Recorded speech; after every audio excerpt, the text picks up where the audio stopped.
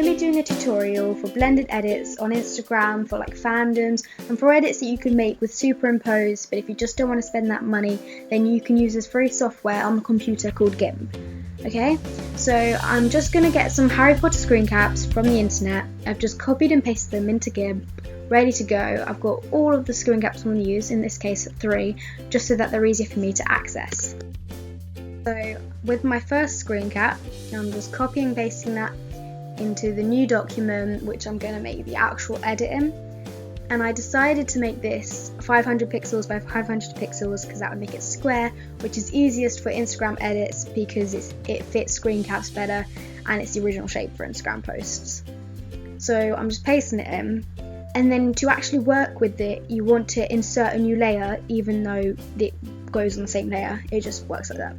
So here I am scaling the image so that I could fit it into the actual square, but then I decided that I was actually going to move it back so I had more cut off the sides because it didn't really cut anything off, but it made it longer, so I had much more space to blend the actual edit, which just works better because it means that there's less of a chance of like white lines, or it just looks much nicer and much blended.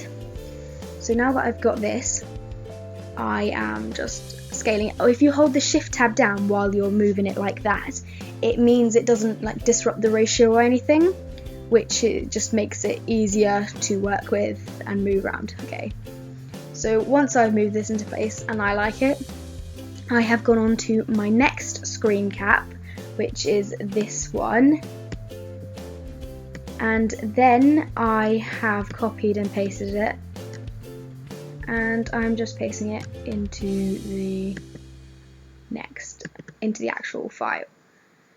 And you insert a new layer again. So I'm just moving it down, and then I decided not to rescale it or anything because it hadn't cut anything out. Now, to blend the edits, you want to right click on the top layer, go down to add layer mask, and then it's going to come up with this, but you just ignore that, just click OK. And then you want to go to the gradient thing on the left, and then you just click and drag it down, and you get this gradient blended thing.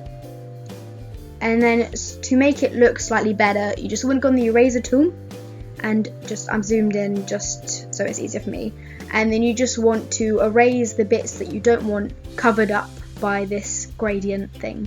So that's just like, for example, the heads, like I'm doing here. So I'm just getting rid of that so that they stand out and they're not covered up.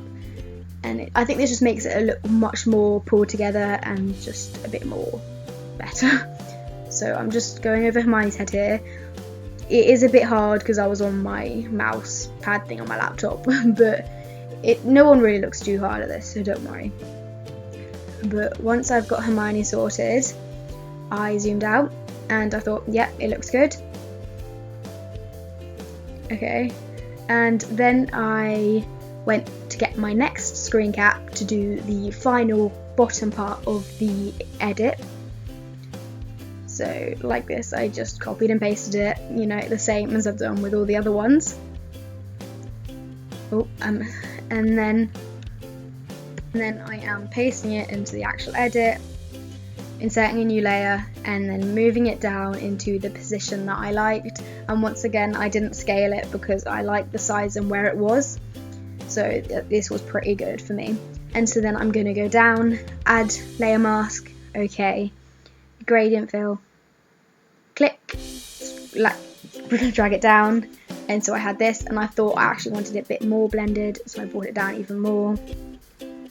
And then once I had that, I went to the eraser tool, zoomed in, and once again erased over the heads so that they weren't covered up and you could see them. So I'm just going over Ron's head here, and now Hermione's. This just makes it stand out more. Okay, so once I have that, I am just looking at it overall in general, and I like the look of it. So my camera decided to stop filming, but what I'd done is I had added a texture which I had just copied and pasted from Google Images. I just searched up texture, and then I just put that layer over the top, and then I went down to screen so that it wasn't so forceful and harsh and whatever over the top, and then I just lowered the opacity to about 20, and that gave me this texture. So now with the text, I just went to the text tool, layered it down, and typed this quote that I just liked, and I put that in there. And quick tip, most of the time you want to use white font because that's just, it looks better on most images, and so I just resized it.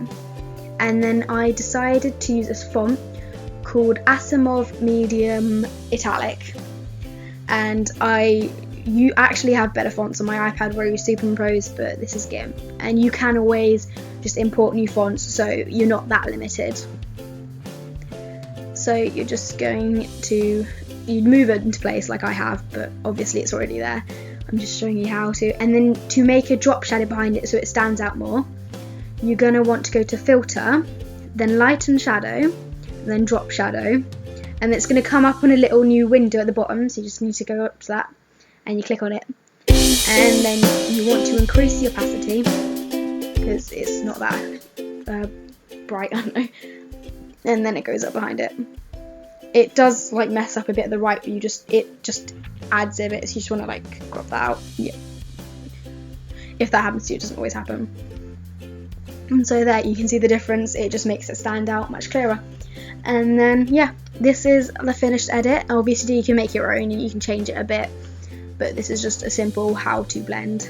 But yeah, I added my own water, whatever it's called, watermark, because on Instagram you'd want that. But yeah, thank you for watching.